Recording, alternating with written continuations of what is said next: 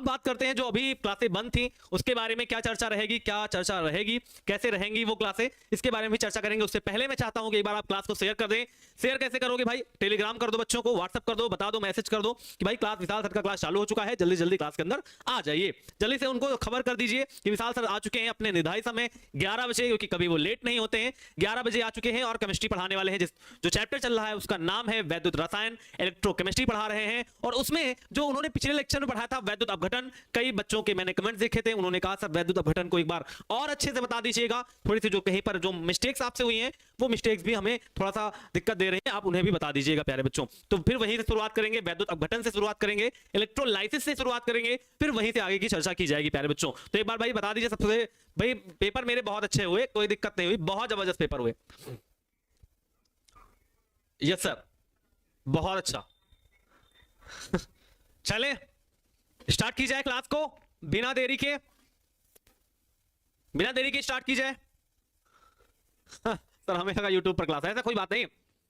चले रेडी, चलो आ जाओ फिर स्टार्ट करते हैं क्लास को। उससे पहले एक बात जान लो कि जितने भी इस महीने में जितने भी संडे पढ़ेंगे उस संडे को मेरी क्लास होगी, किस समय पर होगी वो आपको बता दिया जाएगा, पहले से ही बता दिया जाएगा, ठीक है। आपके पास नोटिफिकेशन आ जाएगा, जैसे शाम को क्लास होगी तो उससे 2-3 घंटे 4 घंटे पहले आपको नोटिफिकेशन आ जाएगा कि मेरी क्लास है। तो कल मेरी क्लास होगी, कब होगी? 11 बजे नहीं होगी, 11 बजे अतिरिक्त शाम को कब होगी ये आपके पास नोटिफिकेशन आ जाएगा। इस महीने में जितने भी संडे पड़ेंगे और अगले महीने में जितने संडे पड़ेंगे सभी संडे को मेरी क्लास चलेगी। मैं चाहता हूं कि इन 2 महीनों में, मई और जून जो 2 महीने हैं, इन 2 महीनों में मैं चाहता हूं कि फर्स्ट पेपर लगभग हम लोग समाप्त कर दें, केवल फर्स्ट पेपर में केवल पी ब्लॉक रह जाए। तो मैं चाहता हूं कि इतनी स्पीड से मैं आपको पढ़ाऊं, कम से कम 4 चैप्टर इस पूरे 2 महीने के अंदर हो जाने चाहिए प्यारे बच्चों। तो आपको बात अच्छी लगी हो तो एक बार भाई मैं चाहता हूं एक बार भैया मुस्कुरा दीजिए जरा। सर रिवीजन टिप्स क्या है? रिवीजन टिप्स में आप डेली पढ़ते रहिए, डेली जो भी पिछला है सब कुछ रिवाइज करते रहिए, पेन चलाते रहिए। याद करने से कुछ नहीं होता, आप जब नोट करेंगे, राइट करेंगे तभी आपको अच्छा लगेगा। हेडिंग्स याद है, कल आपने हेडिंग्स का रिवाइज किया है, आज एक बार उसे लिख लें, दोहरा लें, लिख कर प्रैक्टिस कर लें कैसे आपको कितनी आ रही है प्यारे बच्चों। तो फिर शुरुआत की जाए। स्मार्ट, मैं तो हमेशा स्मार्ट लगता हूं। चले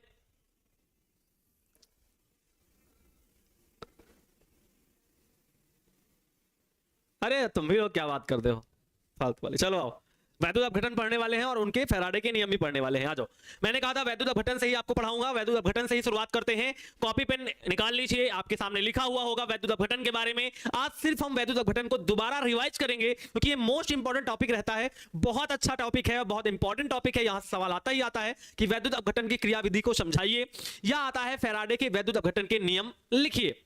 कई सारे क्वेश्चन यहां से बन के आते हैं प्यारे बच्चों, तो मैं इस पर चर्चा करूंगा। उससे पहले मैं एक बार आपको बता देना चाहता हूं, आपको सभी के कमेंट से, सर क्लास की बात कर रहे हैं, आप सभी के मैंने कमेंट देखे थे। आपने कहा था सर जो आपने चैप्टर 10 पढ़ाया है, जो आपने चैप्टर 10 पढ़ाया उसका भी नोट्स मेरे पास नहीं आया प्यारे बच्चों। क्या नोट्स नहीं आया है? तो मैं चाहता हूं कि मैं आपको नोट्स प्रोवाइड करा देता हूं, आज शाम तक ही मैं आपको भिजवा देता हूं नोट्स, ठीक है। विजय देखता हूं, विजय शायद है नहीं, ठीक है, विजय को आने दीजिए, फिर आपको भिजवाता हूं नोट्स। कल या परसों में आ जाएगा विजय। अगर विजय नहीं आता तो फिर हम किसी और से कहकर आपको नोट्स प्रोवाइड कराते हैं। नोट्स में क्या है प्यारे बच्चों कि कई सारी आपकी अभिक्रियाएं मैंने नहीं लिखी हैं, मतलब जो आपके लघुत्तरीय प्रश्न आएंगे या जो दीर्घ प्रश्न आएंगे, लघुत्तरीय और दीर्घ उत्तरीय प्रश्नों में मैंने कई सारे के उत्तर नहीं लिखे हैं, मगर मैंने हर एक उत्तर आपकी कॉपी में कराया है। तो मैं चाहता हूं कि अगर मैं उसके उत्तर भी प्रोवाइड आपको ना करूं तो मैं चाहता हूं कि आप खुद से उनके उत्तर कर लें। मैंने अच्छे से आपको पढ़ाते वक्त समझा दिया था किसका उत्तर कैसे करना है प्यारे बच्चों। तो फिर क्लास की बात करें, बात समझ में आ गई क्या? चले, पीजी का एग्जाम था, पीजी का। चले ओके, चलो आ जाओ वैद्युत अपघटन के बारे में जानते हैं। क्या है वैद्युत अपघटन, इसके बारे में क्या है, क्या बातें हैं, कैसे रहने वाली हैं। तो मैंने कहा था क्या उस दिन, मैंने कहा था विद्युत धारा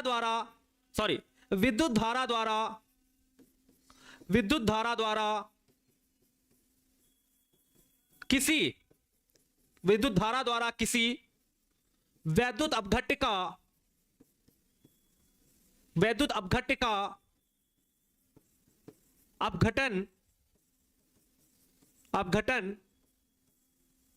वैद्युत अपघटन कहलाता है। क्या कहलाता है? तो आप कहोगे सर वैद्युत अपघटन कहलाता है,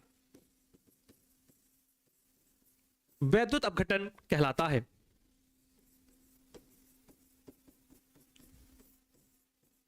यही तो बात की थी आपने यही तो आपने बात की थी। हाँ, थ्योरी थोड़ी सी अलग हो सकती है, मगर बात वही ये कह रहे हैं। बात ये कह रहे हैं कि किसी भी वैद्युत अपघट्य को ले लीजिए, किसी भी वैद्युत अपघट्य के अंदर अगर आप विद्युत धारा डाल रहे हैं, भेज रहे हैं, प्रवाहित कर रहे हैं, तो किसी भी वैद्युत अपघट्य के अंदर अगर आप विद्युत धारा प्रवाहित करते हैं तो उसका अपघटन हो जाता है। इसे ही वैद्युत अपघटन कहते हैं। क्या कहते हैं? वैद्युत अपघटन कहते हैं। या कह सकते हो किसी भी वैद्युत अपघट्य का वैद्युत धारा द्वारा अपघटन वैद्युत अपघटन कहलाता है। इसके आधार पर क्या, इसके आधार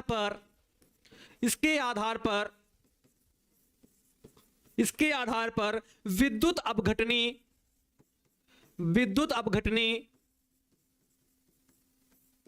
सेल कार्य करता है। विद्युत अपघटनीय सेल कार्य करता है। क्या इतनी बात आपको क्लियर है? क्या इतनी बातें आपको क्लियर है? क्या अपघटन का मतलब होता है टूटना, बट जाना, टूट जाना। अपघटन का मतलब क्या होता है? बट जाना, टूट जाना, विभाजित हो जाना, अलग अलग हो जाना। मतलब वह पदार्थ जिनसे भी बना है वो अलग अलग हो जाएंगे। वह पदार्थ जिन तत्वों से बना है वे तत्व अलग अलग हो जाएंगे। इसे अपघटन कहते हैं या वियोजन कहते हैं। मैंने कहा आप पेन लिए हुए हैं, पेन का ऐसे कैप निकाल दें या पेन ऐसे पकड़ने से तोड़ दें, पेन को पकड़ने से तोड़ दें मगर फिर वापस पेन तो नहीं जुड़ सकती। आप पेंसिल को बीच से पकड़ के ऐसे तोड़ दें तो हो गया ना अपघटन। तोड़ दिया ना आपने, विभाजन कर दिया ना आपने, डिवाइडेशन कर दिया ना आपने। मगर आपने अगर तोड़ दिया तो फिर वापस आप उसे जोड़ नहीं सकते हैं। तो इसे कहते हैं अपघटन। क्या कहते हैं प्यारे बच्चों? अपघटन कहते हैं। तो उन्होंने यही बात कही कि कोई भी वैद्युत अपघट्य आपको लेना है, उसमें विद्युत धारा डालनी है, और विद्युत धारा जब आप डालेंगे तो उसका वैद्युत अपघटन हो जाएगा। जरा आ जाओ, जरा करके देखते हैं। जरा करके देखते हैं। मैंने कहा एक मैंने HCl का सोल्यूशन लिया। HCl का कौन सा सोल्यूशन लिया? आपने कहा सर जलीय विलयन लेना पड़ेगा आपको। कौन सा विलयन? आपने कहा था सर जलीय विलयन आपको लेना पड़ेगा। आपने HCl का एक्वा सॉल्यूशन लिया, जलीय विलयन लिया। उसके अंदर क्या डाला आपने? सर उसके अंदर आपने डाला क्या? सर उसके अंदर क्या वैद्युत धारा डाली? क्या डाली? आपने क्या कह दिया? वैद्युत धारा। आपने कहा इसके अंदर मैंने वैद्युत धारा डाली।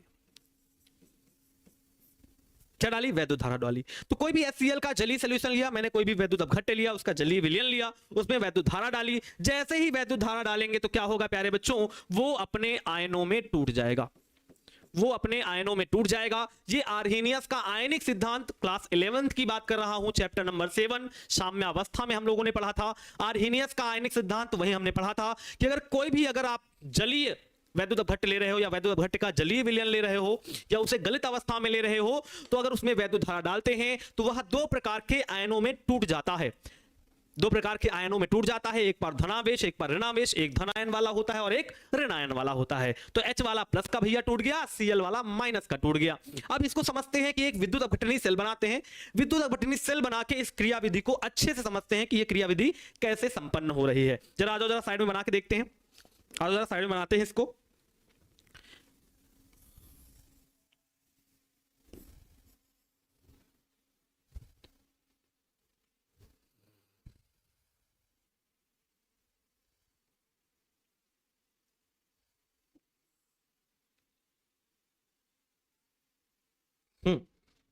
ठीक है, ये मेरा पात्र हो गया। पात्र के अंदर ये मान लो सेल हो गया। सेल के अंदर क्या हो गया? ये दोनों इलेक्ट्रोड हो गया। समझना, ये क्या हो गया? ये पात्र हो गया। क्या हो गया? पात्र हो गया। पात्र के बाद ये क्या हो गए? ये हो गए इलेक्ट्रोड हमारे। क्या हो गए? हमारे इलेक्ट्रोड हो गए। क्या हो गए हमारे? ये हो गए सर इलेक्ट्रोड हमारे हो गए। उसके बाद क्या किया मैंने? इसके अंदर HCl का जलीय विलयन भर दिया।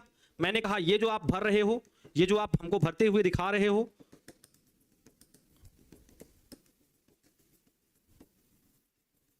ये जो आपने भरा है, ये जो भरा है आपने, ये है हमारा HCl का जलीय विलयन। क्या है हमारा? HCl का जलीय विलयन भर दिया। इतनी बात आपने कर दी। इसके बाद क्या कहा? क्या कहा? इसे एक बैटरी से जोड़ दिया। किससे जोड़ दिया? इसे आपने एक बैटरी से जोड़ दिया, क्योंकि विद्युत धारा डालनी है। इसके अंदर अगर विद्युत धारा डालनी है तो बैटरी से जोड़ना पड़ेगा। मैंने बैटरी से जोड़ दिया। बैटरी से जोड़ने के बाद आपने क्या कहा? आपने कहा सर ये वाला प्लस का है और ये वाला क्या है? माइनस का है। प्लस का है और माइनस का है। क्या है? प्लस का और माइनस का। हाँ से पता नहीं क्यों आ रही। प्लस का है और माइनस का है। अच्छा सर, अगर प्लस का है तो ये जो रॉड लगी है ये पॉजिटिव हो जाएगी, ये वाली रॉड क्या हो जाएगी? नेगेटिव हो जाएगी। सिंपल सी बात। पॉजिटिव वाले टर्मिनल से जुड़ी है तो पॉजिटिव की रॉड हो जाएगी, जो रॉड लगी है ये पॉजिटिव की हो जाएगी। सर इलेक्ट्रोड क्या होते हैं? सर इलेक्ट्रोड एक प्रकार की धातु की छड़ होती है। क्या होती है? धातु की छड़ होती है। क्या होती है? धातु की छड़ होती है। समझे? कि इलेक्ट्रोड हमारे क्या होते हैं, धातु की छड़ होती हैं। मैंने 2 इलेक्ट्रोड लगा लिए, इसके एक पात्र ले लिया, पात्र के अंदर मैंने HCl का जलीय विलयन भर दिया, मैंने धातु की 2 छड़ें लगा दी जिन्हें हम इलेक्ट्रोड कहते हैं, और उन्हें बैटरी से जोड़ दिया। बैटरी का प्लस वाला टर्मिनल होगा तो जो रॉड होगी वो पॉजिटिव हो जाएगी, जो माइनस का टर्मिनल होगा वो माइनस का हो जाएगा, मतलब सर निगेटिव वाली रॉड हो जाएगी। अब आप बात आती है सर कि इतनी तो बातें हो गई, मैंने विद्युत धारा डाली तो H वाला प्लस, मतलब इसके अंदर जो HCl भरा है H वाला प्लस में टूट गया, Cl वाला माइनस में टूट गया। अब बात आती है सर कि H वाला प्लस में टूट गया, Cl वाला माइनस में टूट गया, तो ये जो दोनों इलेक्ट्रोड है ना, इन दोनों इलेक्ट्रोडों को कैथोड और एनोड बोला जाता है। क्या बोला जाता है? कैथोड और एनोड बोला जाता है। अच्छा, अगर ये बोला जाता है तो आपने ये भी कहा था सर, उस दिन ये समझाया था कि आपको AC याद रखना है। क्या याद रखना है? आपने कहा था सर आपको AC याद रखना है। AC में A वाला प्लस का होता है और C वाला माइनस का होता है, ऐसे आपने कहा था। और आपने क्या कहा था, आगे जरा बताते हैं आपको। आपने कहा था A का मतलब होता है एनोड, C का मतलब होता है कैथोड। ये कहा था कि अगर प्लस वाली है तो एनोड की होगी, मतलब सर ये वाली जो रॉड होगी हमारी वो हमारी एनोड की होगी, ठीक है। और जो माइनस वाली होगी वो हमारी कैथोड की होगी, मतलब ये वाली जो रॉड होगी हमारी वो कैथोड की होगी। इतनी बातें तो हम समझ गए सर कि ये वाली एनोड की रॉड होगी, ये वाला इलेक्ट्रोड एनोड का होगा, ये वाला इलेक्ट्रोड कैथोड का होगा। अब बात आती है सर कि ये जो आयन बने हैं ये आयन कहां जाएंगे। प्लस वाला आयन जिसे हम एनायन कहते हैं, इसे क्या कहते हैं प्यारे बच्चों? इसे कहते हैं केटायन, जिसे धनायन बोलते हैं। इसे बोलते हैं एनायन, जिसे हम ऋणायन बोलते हैं। तो आप कहोगे सर कि हमारा धनायन कहां जाएगा, हमारा ऋणायन कहां जाएगा? प्लस का आयन है तो उसे केटायन बोलेंगे, माइनस का आयन है तो उसे एनायन बोलेंगे, जिसे ऋणायन कहते हैं। तो आप कहोगे सर केटायन और एनायन जाएंगे कहां? अगर मैंने HCl के अंदर H प्लस और Cl माइनस तोड़ दिया तो H प्लस वाला कहां जाएगा? एनोड पे जाएगा कि कैथोड पे जाएगा? ये तो बात आपको हमको ट्रिक बतानी पड़ेगी। तो आइए जरा यहीं से एक ट्रिक निकालते हैं। आपने यहां से एक ट्रिक निकलवाई थी, कहा था क्या? कहा था A का मतलब होता है एनायन। क्या होता है? A का मतलब होता है एनायन और C का मतलब होता है केटायन। वाह वाह, मजा आ गई सर, मजा आ गई सर, ये बातें तो मजा आ गई। इतनी बातें तो मुझे आपको अच्छे से याद है और ये बातें खत्म हो गई सर, खत्म हो गई कि सर एनोड पे एनायन, मतलब जो एनायन है वो एनोड पे जाएगा, केटायन जो है वो कैथोड पे जाएगा। याद आई ना? यहां से देखो, एनायन कहां जाएगा? एनोड पे। एनायन एनोड पे, एनायन जाएगा एनोड पे, केटायन जाएगा कैथोड पे। तो आपने यहां से कहा एनोड पे, तो एनोड पर क्या होगी? कैथोड पर क्या होगी? जरा बात कर लीजिए सर, एनोड पर क्या होगा, कैथोड पर क्या होगा? तो एनोड पर एनायन जाएगा, एनायन का मतलब सर Cl माइनस जाएगा। अब आप चाहो कैथोड ऊपर रख सकते हो, एनोड नीचे रख सकते हो, कोई दिक्कत नहीं है। चलो उसी दिन की तरह हम आपको बता देते हैं। बहुत लोग कहेंगे सर गलती हो रही है आपसे, नहीं भैया, चलो कैथोड पर पहले लिख देते हैं, कोई दिक्कत नहीं, चाहे आप ऊपर नीचे लिख सकते हो, कोई दिक्कत नहीं इसमें। ये वाली लिख देते हैं एनोड पर, ठीक है। चलो आ जाओ, मैंने ये सिखाया था आपको उसी चैप्टर में, साम्यावस्था वाले चैप्टर में, जहां मैंने आपको मूल अभिक्रिया सिखाया था और दूसरा सिखाया था द्वितीयक या गौड़ अभिक्रिया। वहां मैंने आपको ये सिखाया था कि जो प्लस वाला है केटायन है वो कैथोड पे जाता है और एनायन जो है वो एनोड पे जाता है। तो केटायन कहां जाएगा? कैथोड पे। तो H प्लस वाला यहां चला जाएगा और Cl वाला माइनस वाला यहां चला जाएगा।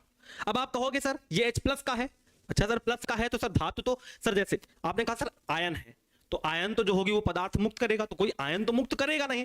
अगर मैंने H प्लस और Cl माइनस लिया तो H प्लस थोड़ा ना आगे इस पे चिपक जाएगा, कोई धातु ही तो आएगी, मतलब H ही तो आएगा चिपकेगा, Cl ही तो आएगा चिपकेगा, आयन उसके थोड़ा ना चिपक जाएंगे। तो आप कहोगे सर यहां H प्लस से क्या बनेगा? आप कहोगे सर यहां H बनेगा।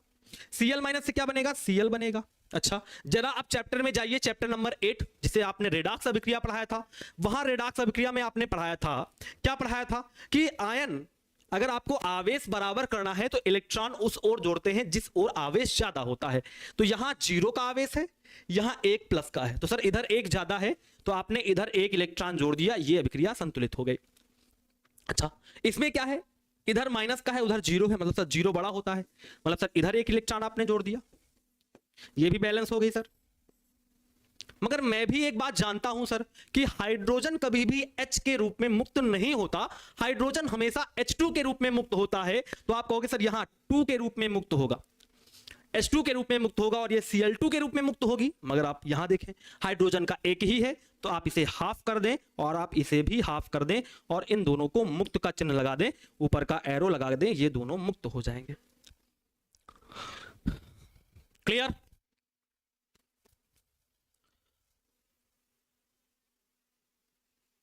बोलिए, क्लियर? सही बात है कि हाइड्रोजन हमेशा H2 के रूप में मुक्त होगी और क्लोरीन हमेशा Cl2 के रूप में मुक्त होगी। तो आपने कहा सर H2 और Cl2 मुक्त होंगे, मतलब सर H2 में 2 हो गए हाइड्रोजन, मतलब इधर एक ही यूज किया था, तो आप हाफ यहां लगा लीजिए, हाफ यहां लगा लीजिए। क्या इतना प्रोसेस पूरा समझ में आ गया आपको? Yes sir. अगर इतना आ गया तो मैं यहां से लिखूंगा प्यारे बच्चों पूर्ण अभिक्रिया। पूर्ण अभिक्रिया क्या होगी? तो आप कहोगे सर पूर्ण अभिक्रिया में देखिए, ये एक इलेक्ट्रॉन इधर के एक इलेक्ट्रॉन से कट जाएगा, देखो देखो, ये एक इलेक्ट्रॉन इस इलेक्ट्रॉन से कट जाएगा, तो इधर बचेगा H प्लस और Cl माइनस, जो जुड़ के हो जाएगा HCl एरो। इधर क्या बचेगा? हाफ H2 हाफ Cl2, तो इधर बचेगी हाफ H2 प्लस का हाफ Cl2। ये हमारी पूर्ण अभिक्रिया आ जाएगी। क्या आ जाएगी? पूर्ण अभिक्रिया आ जाएगी। क्लियर है बात? क्लियर है?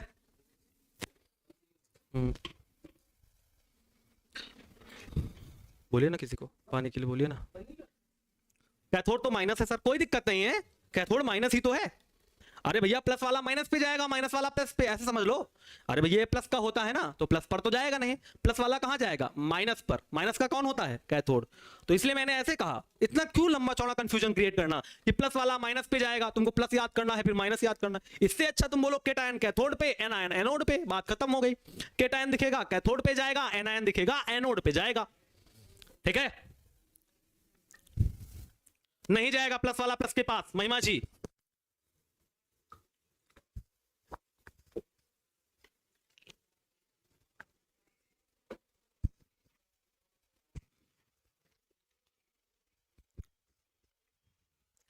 अरे HCl में अम्ल है ना वो, अगर HCl अम्ल है तो H पर क्या होगा? प्लस। पता है सब कुछ। चलो आगे बढ़ते हैं। एक और मैंने एग्जांपल लिया था, दूसरा एग्जांपल लेके मैं आपको समझा देता हूं, लिख देता हूं ऐसे ऐसे करके। इलेक्ट्रोलाइसिस ऑफ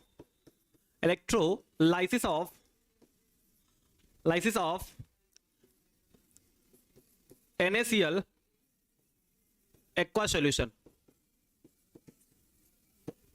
NaCl के एक्वा सॉल्यूशन का मतलब NaCl के जलीय विलयन का हम क्या कराने वाले हैं? इलेक्ट्रोलाइसिस कराने वाले हैं। तो आपने कहा सर NaCl आपने लिया, इसका एक्वा सॉल्यूशन लिया, आपने विद्युत धारा डाली, तो Na वाला प्लस अलग हो गया, Cl वाला माइनस अलग हो गया।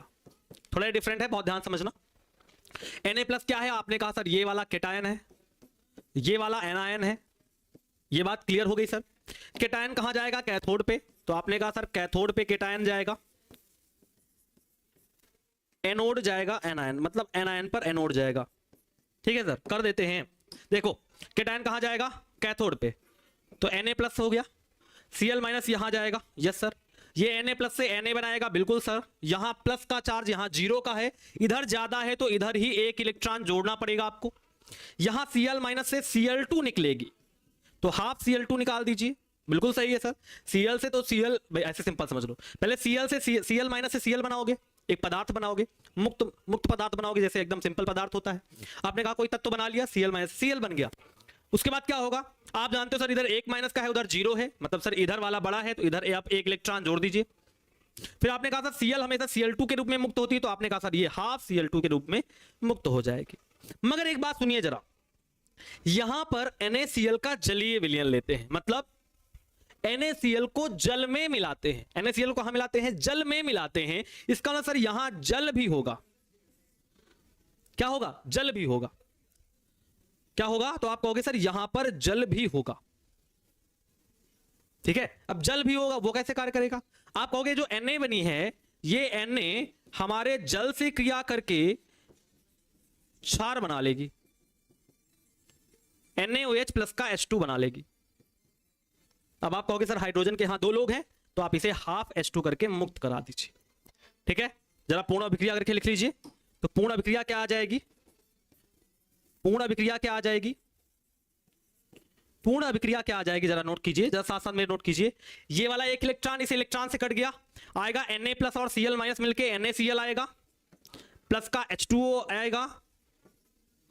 अरे भैया सही बोल रहा हूं, देखो एक इलेक्ट्रॉन से इलेक्ट्रॉन खत्म हो गया, इस वाले Na से ये वाला Na खत्म हो गया, बचा Na प्लस और Cl माइनस, तो NaCl प्लस का H2O हो गया, एरो लगाया, ये Na तो खत्म हो गया, बचा NaOH। तो आपने कहा सर बचा है NaOH प्लस का हाफ H2 मुक्त है, और प्लस का हाफ क्या लिया था NaCl, हाफ Cl2 भी क्या है, मुक्त है। हाफ Cl2 भी क्या है, मुक्त है। जिसमें से ये दोनों कहां हैं, ये दोनों है कैथोड पर, और ये वाला है एनोड। ऊपर लिख देते हैं, ये दोनों है कैथोड पर और ये वाला है एनोड पर। हाँ मगर HCl में वाटर था ना, बात समझो, साइड में लिखता हूं दो बातें। HCl में वाटर, एक ये बात है, और है H2O में NaCl। देखो और बताओ भैया, नमक के अंदर पानी नहीं मिलाया जाता है, पानी के अंदर नमक मिलाया जाता है। बात पकड़ में आई क्या, आ गई ना प्यारे बच्चों। मैंने ये कहा कि HCl में पानी मिलाया गया है, मतलब HCl का विलयन था, उसमें थोड़ा पानी मिला दिया गया है, वो बात कह रहा हूं। थोड़ा पानी मतलब पानी की मात्रा बहुत कम है।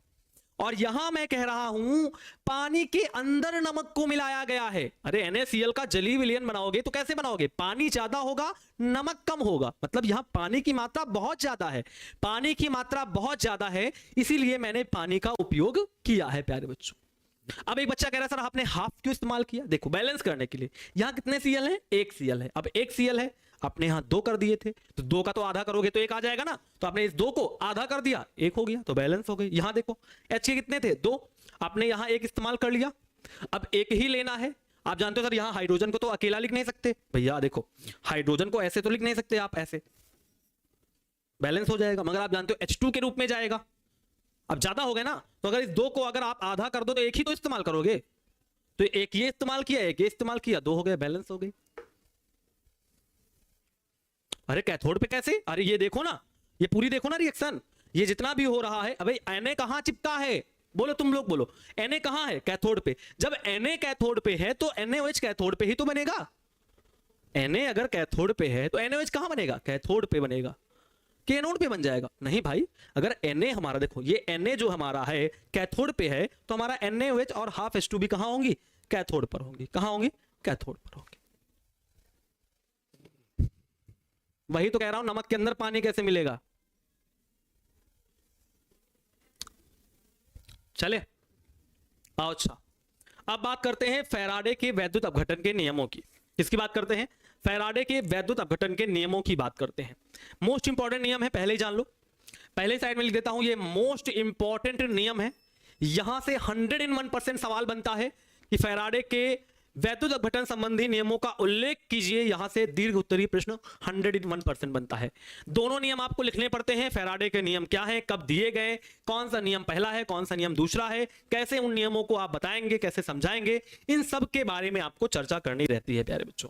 तो बहुत ध्यान सुनिएगा, समझिएगा। सर OH- का होता है ना, अरे भाई OH- की बात नहीं कर रहा हूं वहां पर, समझे, OH- की बात नहीं कर रहा हूं। इस तरह थ्योरी को थोड़ा पढ़ लो। कहा गया माइकल फैराडे ने 1834 ईस्वी में, कई बुकों में मतभेद है, 1832 है, 1836 है, 1835 है, 1834 मैंने लिया है, ज्यादातर बुकों में 1834 है, इसलिए मैंने 1834 लिया है।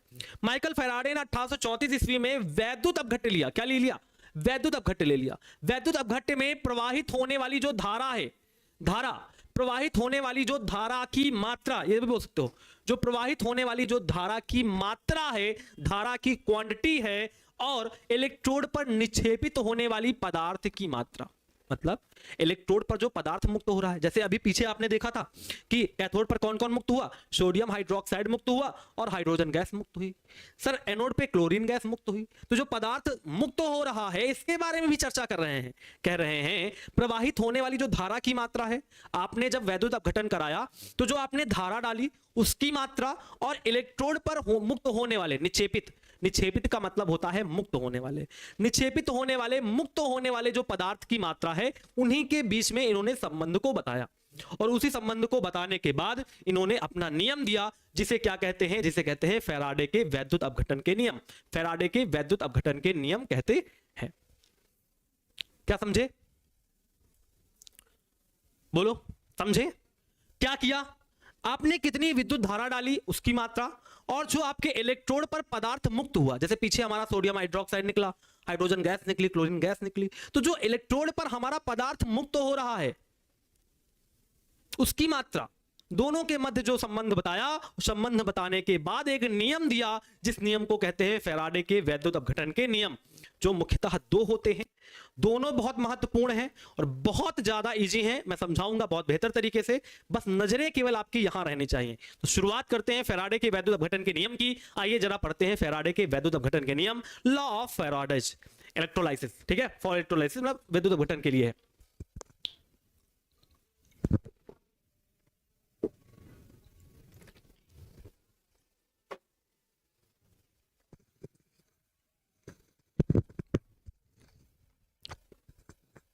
लिखने तो दीजिए फिर समझाऊंगा ना। देखो आओ अच्छा समझा देते हैं। आपने HCl का जलीय विलयन लिया था, इसके अंदर विद्युत धारा डाली थी।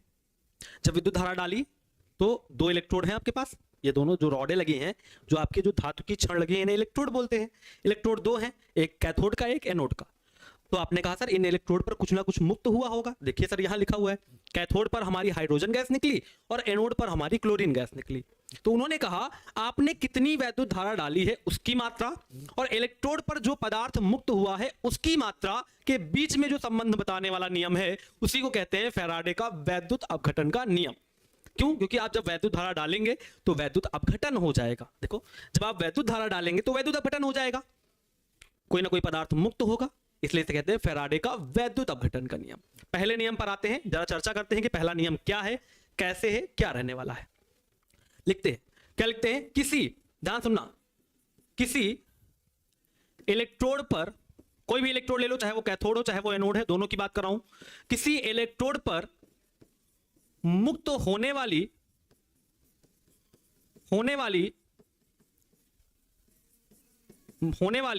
पदार्थ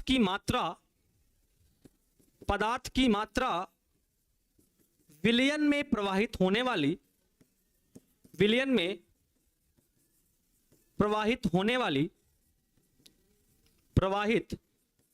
वाली विद्युत धारा की मात्रा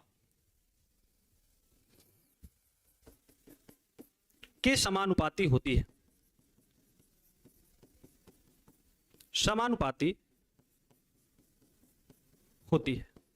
जरा इसको पढ़िए और बताइए क्या लिखा है मैंने, बताइए क्या याद हो गया? नहीं ऐसी कोई बात नहीं, बोलिए, चलें बताएं। उन्होंने बोला किसी इलेक्ट्रोड पर मुक्त होने वाली पदार्थ की मात्रा, तो माना पदार्थ की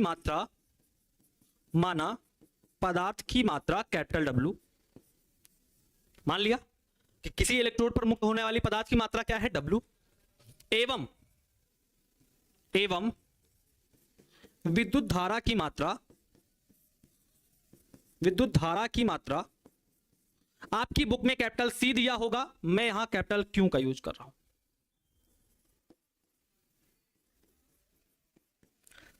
कई जगह मिलेगा अभी आपको बताऊंगा, ठीक है, कई जगह आपकी बुक में गलत लिखा हुआ है, ये भी आपको बताऊंगा, ठीक है, थोड़ा वेट कीजिए। भारती भवन की बुक में भी कई जगह गलत लिखा हुआ है, उस गलती को भी मैं सुधरवाऊंगा, ठीक है।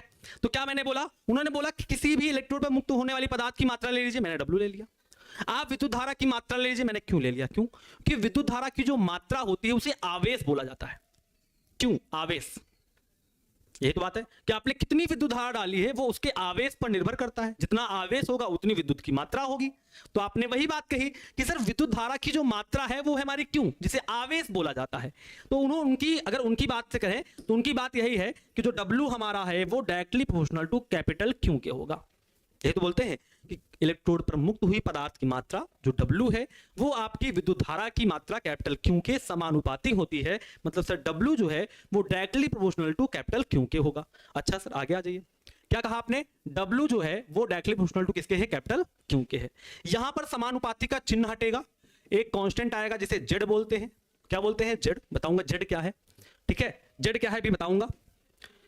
ये एक फार्मूला निकल के आ गया सर कि W बराबर ZQ होता है। क्या होता है? ZQ होता है। अब देखो हम जानते हैं, जरा बताइएगा, जरा ये जानते हो कि नहीं जानते हो, हम जानते हैं कि Q बराबर IT होता है। क्या सही बात है? जो Q होता है वो IT के बराबर होता है। I का मतलब क्या होता है? विद्युत धारा। T का मतलब होता है समय।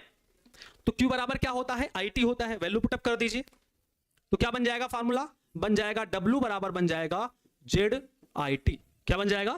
फार्मूला बन जाएगा W बराबर ZIT। सही बात है क्या? बहुत अच्छे, सही है क्या? गौरव जी, मैंने धारा की मात्रा बोला है, मात्रा, क्वांटिटी बोला है, नॉट अ विद्युत धारा। विद्युत धारा नहीं बोला है, विद्युत धारा की मात्रा, कितनी क्वांटिटी आपने ली है, वो आवेश उसका तय करेगा। कितना चार्ज फ्लो हो रहा है उसके अंदर, वो बताएगा कि कितनी विद्युत धारा की मात्रा है। विद्युत धारा की मात्रा जो होती है वो आवेश होता है, आवेश, चार्ज की बात कर रहा हूं मैं। ठीक है, तो क्या आएगा? W बराबर ZIT आएगा। जहां जहां किसके बारे में नहीं जानते हो? Z के बारे में। Z के बारे में बता देते हैं। जहां Z विद्युत रासायनिक तुल्यांक है। क्या है? विद्युत रासायनिक तुल्यांक है। विद्युत रासायनिक तुल्यांक, इलेक्ट्रोकेमिकल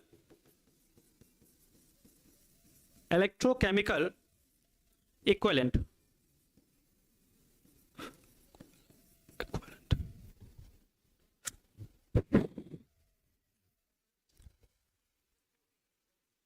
ठीक है,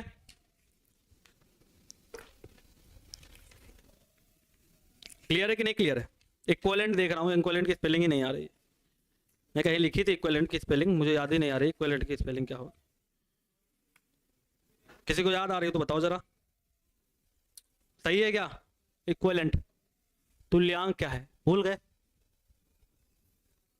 नॉर्मलता पढ़ाई थी, वहां तुल्यांक की भार बताया था। नॉर्मलता की परिभाषा क्या थी? 1 लीटर विलयन में उपस्थित विलेय के ग्राम तुल्यांकों की संख्या को विलयन की नॉर्मलता कहते हैं। वहीं से निकल के आया है इक्विवेलेंट। हाँ सही है, EQUIVAL। ठीक है, चले, क्लियर? आगे बढ़े, आगे बढ़े, चले। देखो स्पेलिंग सबके सब बताने लगे होगे। बताया ना, इसका स्पेलिंग अगर बताने लगो तो सबके सब बताने लगते हो।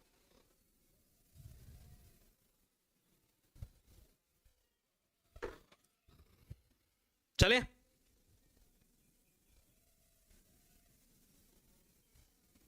हाँ सही कह रहे हो। चलते, चलो आ जाओ। आगे बात करते हैं विद्युत रासायनिक तुल्यांक की। किसकी बात करेंगे? विद्युत रासायनिक तुल्यांक की। तो आप बोलोगे, देखो कितना आसान है।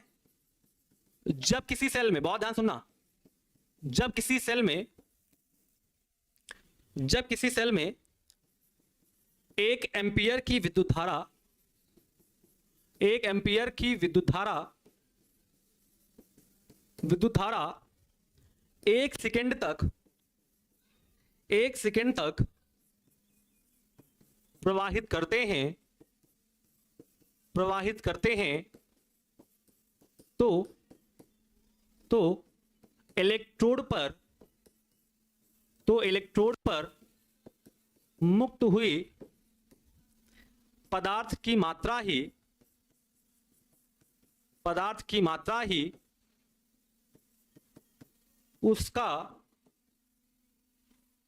ही विद्युत रासायनिक तुल्यांक कहलाती है।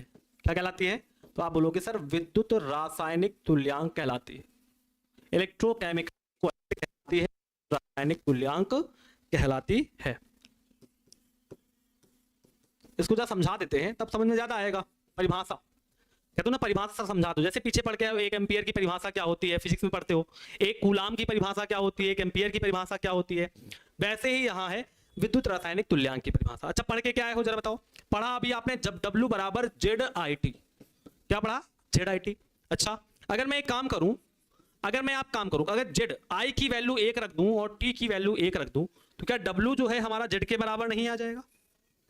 W हमारा जो है Z के बराबर नहीं आ जाएगा? बिल्कुल आ जाएगा सर।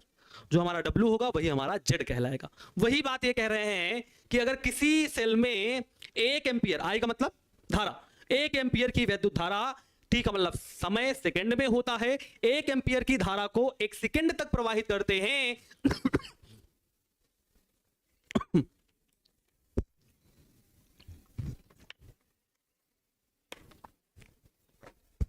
क्या बोल रहे हैं?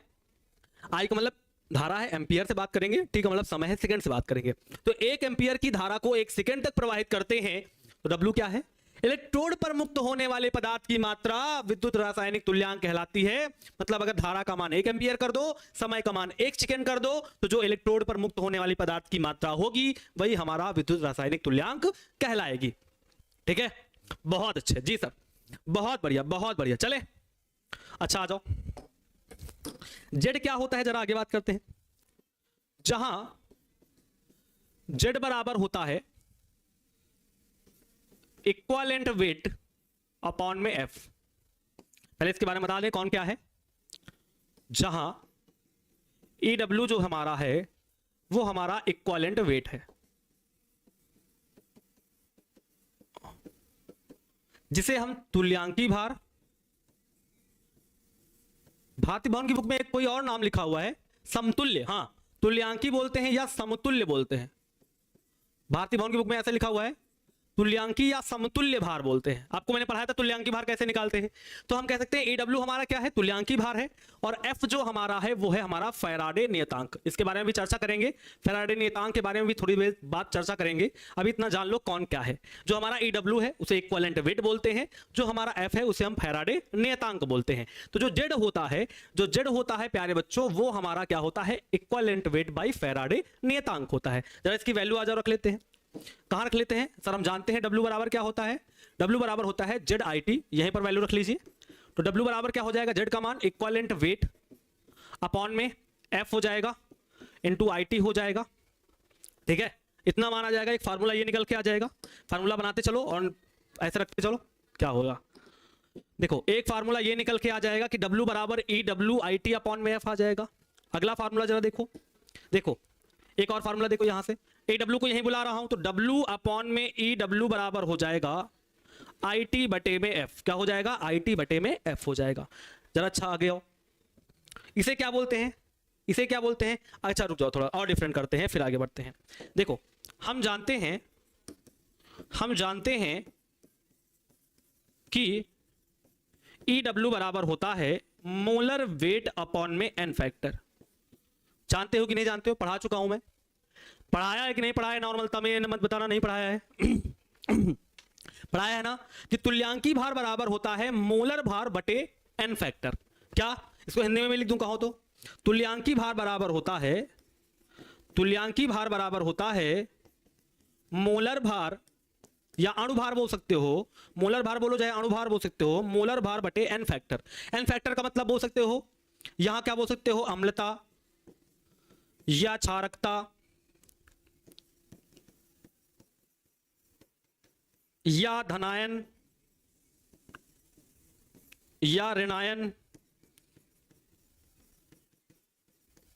धनायन या ऋणायन पर कुल आवेश। इतनी सारी बातें इसके बारे में बात ये जानते हो कि नहीं जानते हो? एक बार बताओ।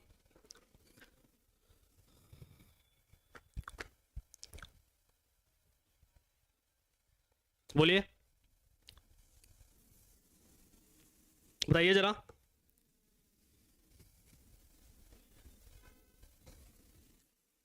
लो भैया बंद कर देते हैं, ये लो हटा दी। अब तो नहीं दिख रहा? खुश बताओ।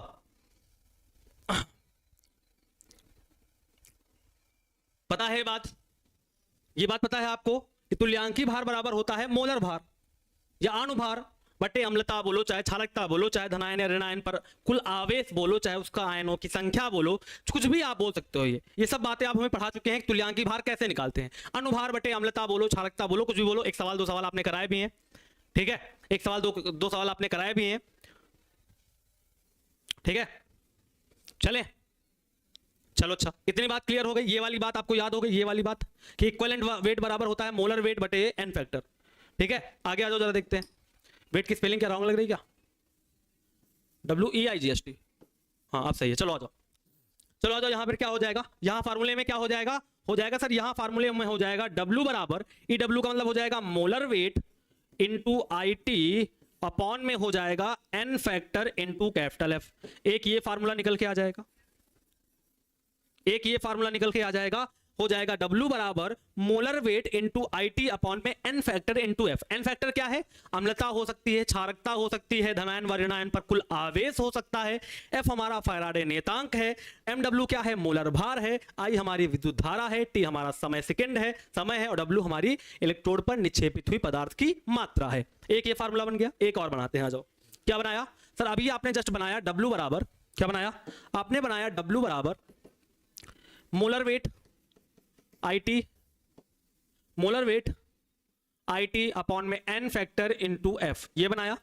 इसको जरा थोड़ा चेंज कीजिए, मोलर वेट को यहां नीचे लाइए, तो यहां मोलर वेट नीचे आ जाएगा, बराबर IT बटे में N फैक्टर इंटू F हो जाएगा। इसको क्या बोलते हैं सर? भार बटे अनुभार, और भार बटे अनुभार को क्या बोलते हैं? मोल बोलते हैं। बिल्कुल सही सर, ये भार बटे अनुभार, इसे बोलते हैं मोल। और N फैक्टर को इधर ले आइए, तो N इंटू N फैक्टर बराबर आ जाएगा IT बटे में F। एक ये भी फार्मूला हमारे सामने निकल के आ जाएगा, जहां N हमारा क्या है? भार बटे मोलर भार। क्या है? भार बटे मोलर भार। बोलिए, कॉपी पेस्ट मत मारिए रोहित जी, सुन लिया, देख लिया? हाँ, प्रश्न में होगा, सही कह रहे हो। और भाई इतने सारे फार्मूले मैं आपको बता रहा हूं, कहां उपयोग होंगे?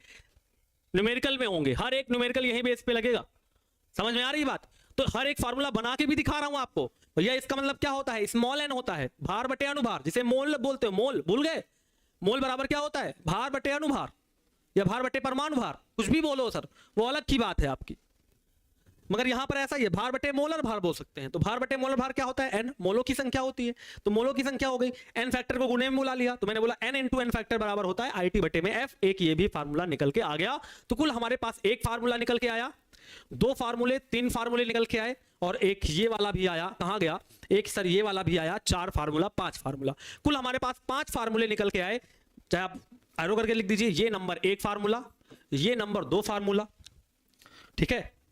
यहां आए, ये वाला नंबर 3 का है, ये वाला नंबर 4 का है, और ये वाला है नंबर 5 का।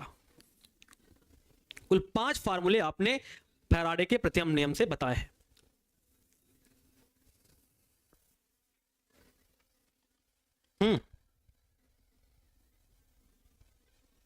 क्लियर है? एक बार बता दीजिए, याद कर लोगे बहुत अच्छा रहेगा। फार्मूले तो याद ही करने पड़ेंगे प्यारे बच्चों, हर एक फार्मूले को याद ही करना पड़ेगा। फार्मूले नहीं याद करोगे तो काम बनेगा नहीं, फिर न्यूमेरिकल आपसे लगेंगे नहीं। तो ये फार्मूले बनाने के लिए है, सिर्फ फार्मूले के लिए। बाकी मैं आपको बना के दिखा रहा हूं, बाकी चाहूं तो डायरेक्ट भी लिख सकता हूं, मगर मैंने आपको हर एक फार्मूला बना के दिखाया है। यहां मैंने बोला Z बराबर होता है इक्विवेलेंट वेट अपॉन में फैराडे नियतांक। तो आपने कहा सर अगर ऐसा होता है तो यहां वैल्यू पुटअप करके देखिए, एक फार्मूला ऐसा बन जाएगा। आपने कहा सर इक्विवेलेंट वेट बराबर होता है मोलर वेट अपॉन में N फैक्टर, तो मैंने ये भी रख के देखा, तो एक फार्मूला ये बन गया।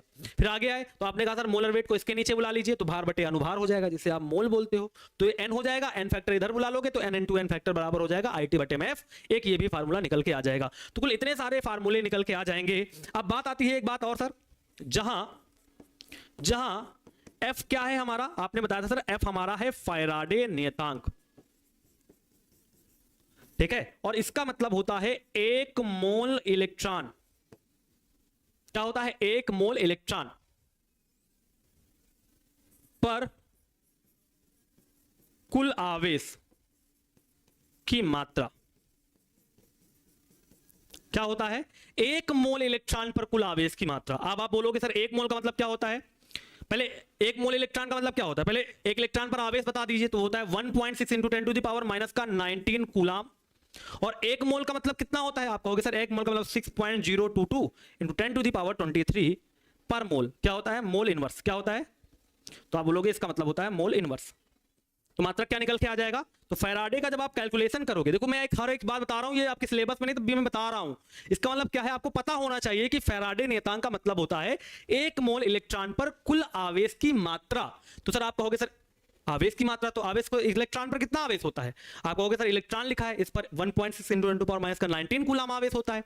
और कितने कण होंगे? 1 मोल का मतलब होते हैं 6.022 इंटू 10 टू पावर 23 पर मोल। ये होते हैं कुल इलेक्ट्रॉन हो जाएंगे। 1 मोल इलेक्ट्रॉन की बात कर रहे हो ना, तो 1 मोल इलेक्ट्रॉन का मतलब कितने हो जाएंगे? 6.022 इंटू 10 टू पावर 23 पर मोल इलेक्ट्रॉन। ये हो जाएंगे। और एक इलेक्ट्रॉन पर आवेश कितना होता है 1.6 × 10⁻⁻⁹ कूलाम।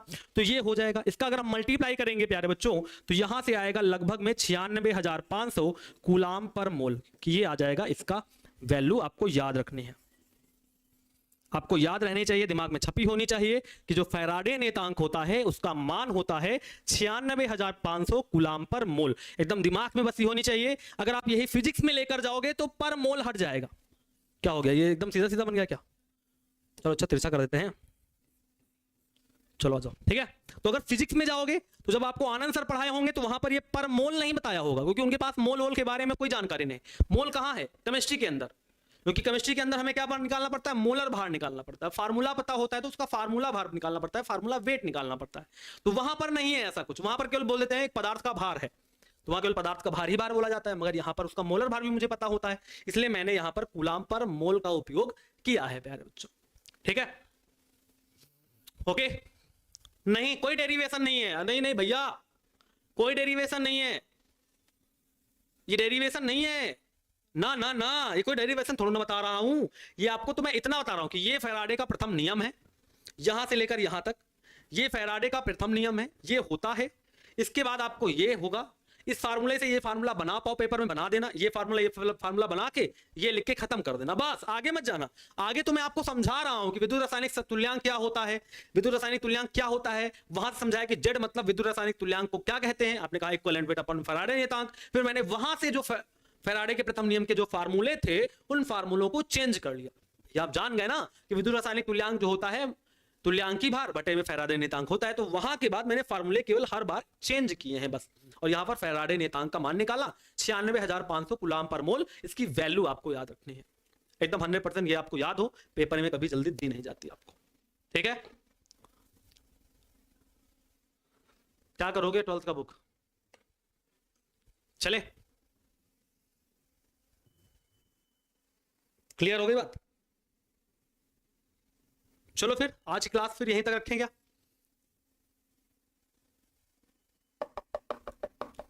ऑब्जेक्टिव कैसे पूछेगा? यहां से ऑब्जेक्टिव कैसे पूछेगा? यहां से ऑब्जेक्टिव मुझे नहीं आता, यहां से ऑब्जेक्टिव कहीं नहीं आएगा। यहां से कौन सा ऑब्जेक्टिव आएगा? आ जाएगा फैराडे नियतांक का मान होता है 96,500 कूलाम पर मोल, कहीं दिखे तो मार देना। और क्या आ जाएगा? और बहुत ज्यादा क्या आ जाएगा? यह आ जाएगा फैराडे का प्रथम नियम है, फार्मूले दिए होंगे, 4 फार्मूले दिए होंगे, 4 फार्मूलों पहचान लेना कौन सा फैराडे का प्रथम नियम है। अब तो पहचान ही गए हो, W बराबर क्या होता है, ZQ होता है, जब W बराबर ZIT होता है, ठीक है। 2 फार्मूले आपको पता ही होंगे। विद्युत रासायनिक तुल्यांक निकाल लिया तो और कई फार्मूले पता हो गए। ये आपकी बुक में मेंशन नहीं है, चाहो तो अपनी बुक खोल के देख सकते हो, मैं कोई तारीफ के पुल नहीं बांध रहा हूँ। अपनी बुक खोल के देख लो, तुम्हारी बुक में मिल जाए। भारतीय भवन की बुक में भी नहीं है, NCERT की बुक में नहीं है, ठीक है। पर्सनल ये बनाए हैं कि आपको न्यूमेरिकल लगाने में प्रॉब्लम ना हो।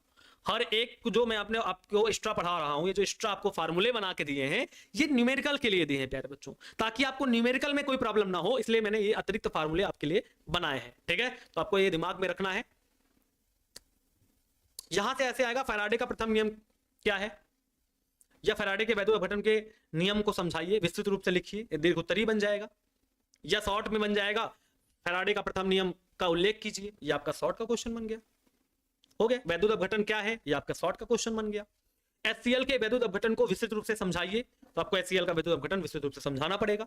हर एक बात आपको समझ में आ ही गई होगी, कैसे क्या कहां पर क्या कह रहे हैं। वहां मैं बताया ना फिजिक्स में 96,500 कूलाम है, यहां पर कूलाम पर मोल है, ठीक है। ये चेंज है यहां पर केमिस्ट्री में। चले फैराडे के द्वितीय नियम की बात कर लेते हैं ना।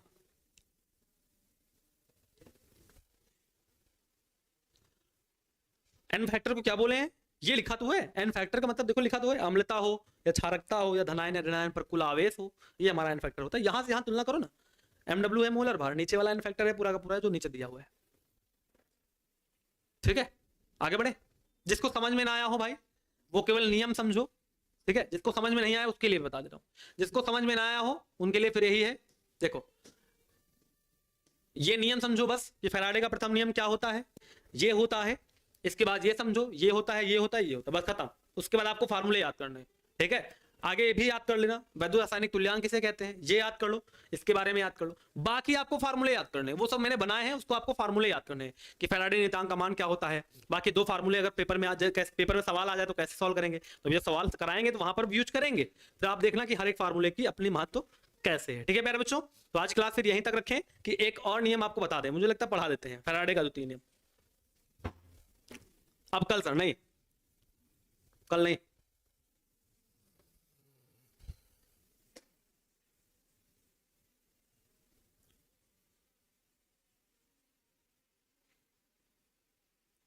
कौन सा सेल प्राथमिक सेल होता है, कौन सा द्वितीयक सेल होता है, अभी जान लोगे। अभी जानना चाहते हो, आने दो प्राथमिक सेल द्वितीयक सेल की बारे, अभी अर्ध सेल आएगा, रुक जाओ। प्राथमिक सेल का मतलब जो सिंगल सेल होते हैं, जिसमें सिंगल इलेक्ट्रोड लगा होता है।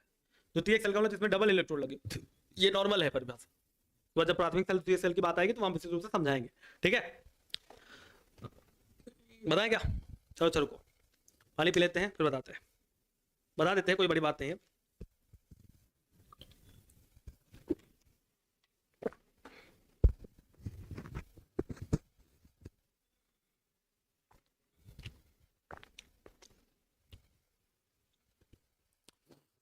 चले बताए, चलो आज, अरे रुक जाओ, अब कहां, देखो कितना आसान है। देखो यदि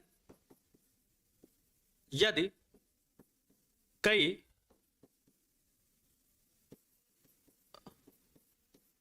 सेलों को, कई सेलों को, कई सेल का मतलब बहुत सारे वैद्युत अपघट्य के विलयन भी होंगे, तो हमने कहा यदि कई सेलों को श्रेणी क्रम में जोड़कर समान समय में, ध्यान सुनना, पहले इतनी बात समझो, कहा उन्होंने यदि कई सेलों को, मतलब कई सारे सेल ले लें, कई सेलों को श्रेणी क्रम में जोड़कर समान समय में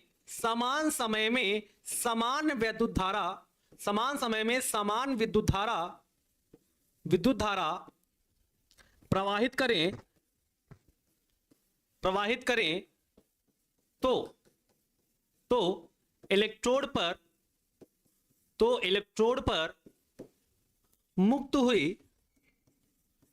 पर मुक्त हुई पदार्थ की भिन्न भिन्न मात्राएं उनके विद्युत रासायनिक तुल्यांकों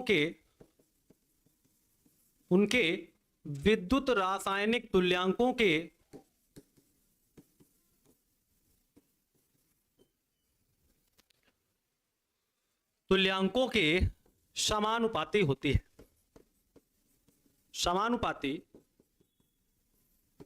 है, अब जरा इसको पढ़ लो, बहुत जल्दी में थे तुम लोग, एक बार जरा इसको पढ़ लो फिर उसके बाद बताते हैं। चलो पढ़ो। सेल को मिलाकर ही बैटरी बनती है, सुना, कई सेल जब श्रेणी क्रम में जोड़े जाते हैं तब बैटरी बनती है। कई सारी बातें अभी अंदर की हैं, अभी वहां तक मत जाओ, सीरीज से पढ़ो, पहले ये पढ़ाऊंगा फैराडे के वैद्युत अपघटन हो जाए, पहले वैद्युत अपघटन तो समझ लो कैसे होता है वैद्युत अपघटन, तो उसके बाद पढ़ाऊंगा प्रतिरोध क्या होता है, चालकत्व क्या होता है, ये सब पढ़ाऊंगा। सबसे आखिरी में सेल की बात है, अभी कोई सेल वेल के बारे में नहीं पढ़ना, अभी सेल बहुत दूर है।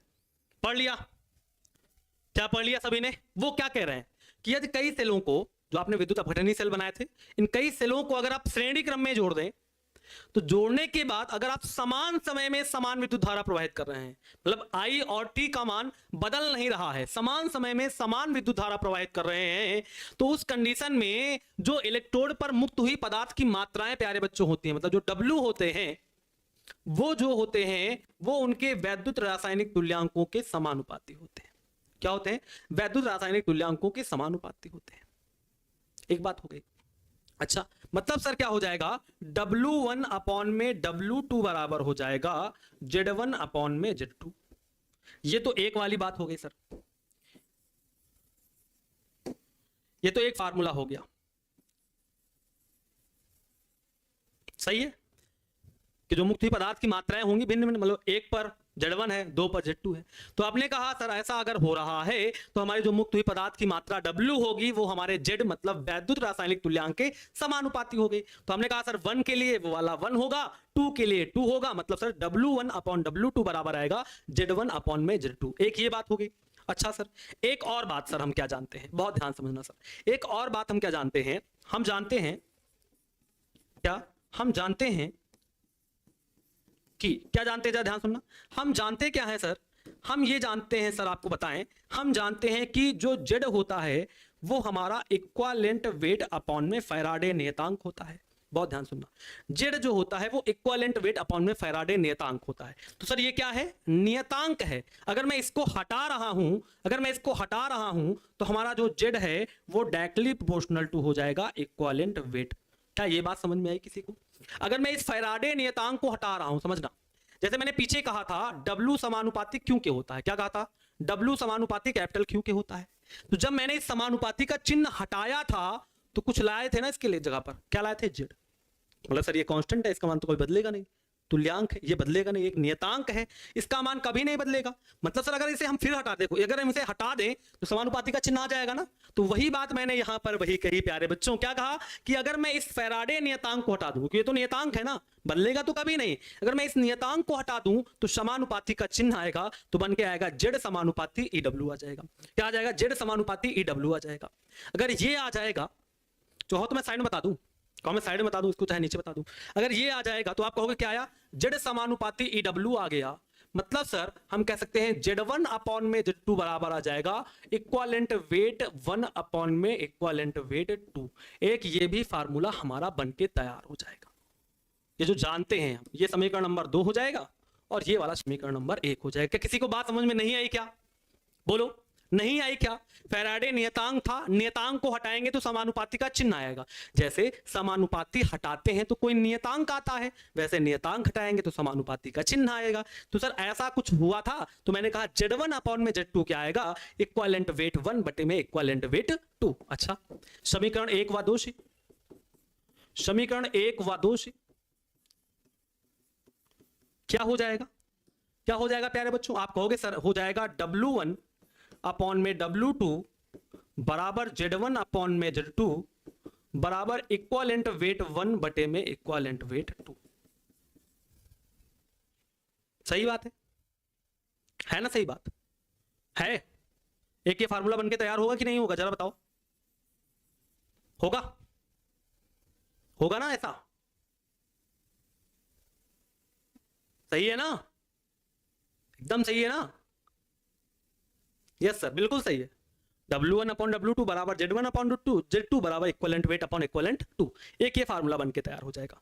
एक और फार्मूला बना सकते हैं सर, देखिए हम जानते क्या है, हम जानते हैं, ये सब फार्मूले बना रहा हूं, हम जानते हैं कि इक्वलेंट वेट बराबर होता है मोलर वेट बटे में n फैक्टर, ये होता है।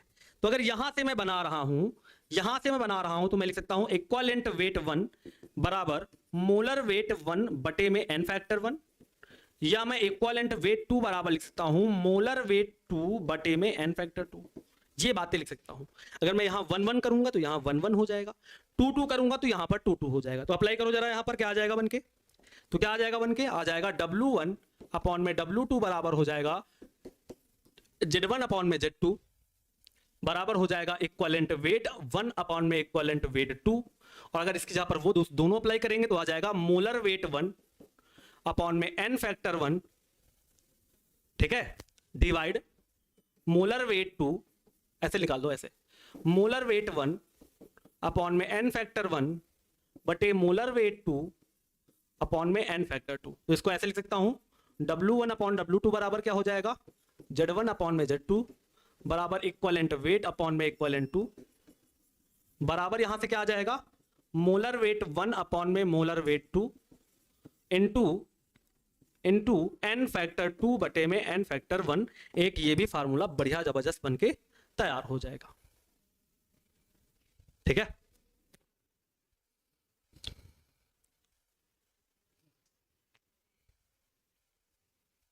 बाउंस करने लगा, कहां बाउंस कर रहा है, हाँ क्या किया है, ये किया, ये जानते हुए मैंने ये किया, अब देख लो ना यहां से W1 बराबर W1 अपॉन W2 बराबर Z1 अपॉन में Z2 और Z1 अपॉन में Z2 बराबर इक्विवेलेंट वेट 1 बटे इक्विवेलेंट वेट 2, ये कर दिया। अब हम जानते हैं इक्विवेलेंट वेट बराबर molar weight upon man factor होता है, तो 1 रखा तो 1 रख दिए, 2 रखा तो 2 रख दिए, अप्लाई कर दिया केवल यहां पर, यहां रख दिया 1, यहां रख दिया 2, molar weight 1 upon molar weight 2। अब ये n फैक्टर 2 है तो ये पलट के ऊपर जाएगा ना, तो n फैक्टर 2 ऊपर जाएगा, n फैक्टर 1 नीचे आएगा, तो एक ये फार्मूला बन जाएगा।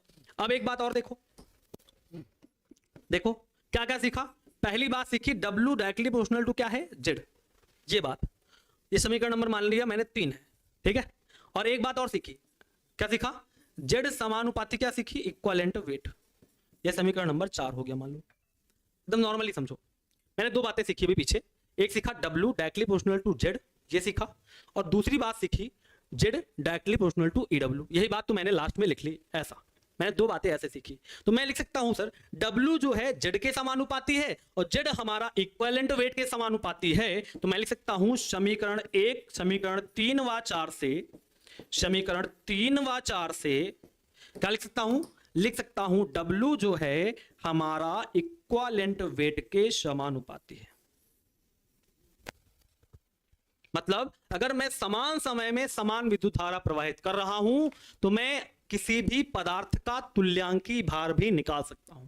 तो आप अगर आपसे कोई पूछे कि फैराडे के द्वितीय नियम का उपयोग कब किया जाता है, तो आप बोल सकते हो किसी भी पदार्थ का आप अगर तुल्यांकी भार निकालना चाहते हो तो उसके आधार पर निकाल सकते हो। किसके आधार पर, फैराडे के द्वितीय नियम के आधार पर।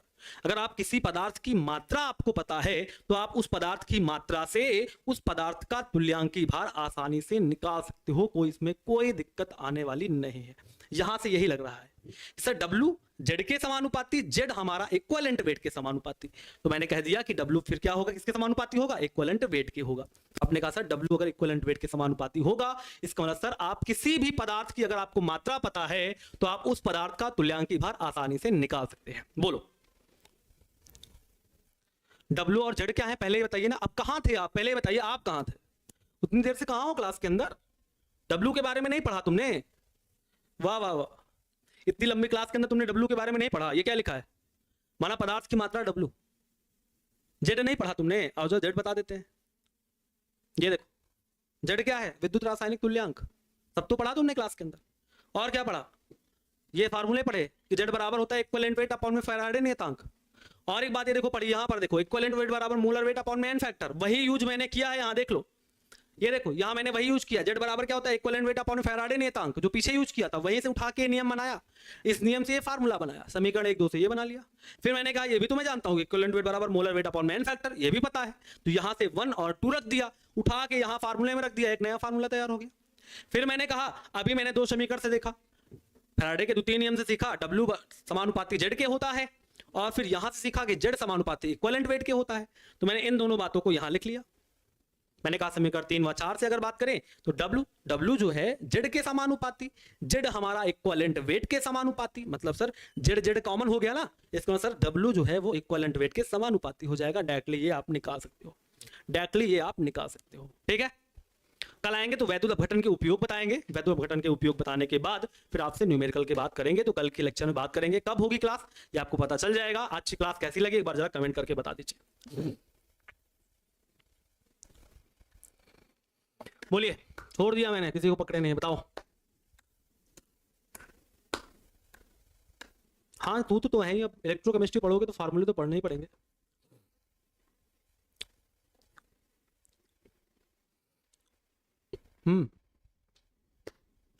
देखेंगे, जिसको कुछ नहीं समझ में आया वो थ्योरी पढ़ो और फार्मूले याद करो, बस और कुछ मत करो। फार्मूले कैसे बना रहा हूं ये मत सीखो, समझ गए ना। ये फार्मूला याद कर लो, ये फार्मूला याद कर लो। अब ये फार्मूला तो बनाना सीख ही लो, ये तो नॉर्मल फार्मूला है, एकदम नॉर्मल से बनाया है। ये तो पता ही है कैसे बनाया है, थ्योरी के हिसाब से बनाया है, उससे ये बनाना इतना आसान है। तो जो आपके लिए आसान है वो तो फिजिक्स से, जैसे सब फिजिक्स ही तो चल रही है इसमें। समानुपाती हटाया, W1/W2 बराबर Z1/Z2, ये सब पढ़ चुके हो। फैराडे के नियम नहीं पढ़ा क्या, एक बार बताओ, फैराडे के नियम पढ़ा कि नहीं पढ़ा, पढ़ा ना फैराडे का नियम, वही है फैराडे के नियम, बस वही पढ़ा रहा हूं। बस यहां पर थोड़ा सा चेंज है, यहां पर इक्विवेलेंट वेट की बात आएगी, मोलर वेट की बात आएगी, और कोई भी चेंज नहीं है यहां पर, और कोई भी चेंज नहीं, सब कुछ वैसे का वैसा चलेगा। थोड़ा केमिकल चलेगी, इसलिए कह रहा हूं थोड़ा सा केमिकल चलेगी। चले, जिनको नहीं समझ में आया है एक बार दोबारा लेक्चर देखिएगा, कल की क्लास में आएंगे तो फिर आपसे बातचीत करेंगे कि आपको कहां पर क्या बात नहीं समझ में आई। ठीक है, तो कल की क्लास में मुलाकात करेंगे, आज के लिए फिर इतना ही रखते हैं। तो कल की क्लास में मुलाकात करेंगे, तब तक के लिए बाय बाय, टेक केयर, अपना ख्याल रखना। और ये नोट्स कंप्लीट कर लेना, आपको एक कल आज तक शाम तक या कल सुबह तक आपको नोट्स आ जाएगा चैप्टर 10 का, उसके लिए भी घबराना नहीं है। ठीक है आपको, तो कल क्लास मुलाकात करते हैं, फिर आज का लेक्चर यहीं तक रखते हैं। रिवीजन करते रहिए, तैयारी करते रहिए अपनी, क्योंकि इस हफ्ते हो सकता है कि इस हफ्ते में आपको चैप्टर 1 का टेस्ट देना पड़े। ठीक है, तो चैप्टर 1 का टेस्ट इसी हफ्ते में होगा, रेडी रहिएगा उसके लिए भी। तो फिर कल क्लास मुलाकात करेंगे। ठीक है प्यारे बच्चों, चलते हैं, बाय बाय। बढ़िया होंगे, जबरदस्त होंगे, और आपकी पढ़ाई भी बहुत जबरदस्त चल रही होगी सभी प्यारे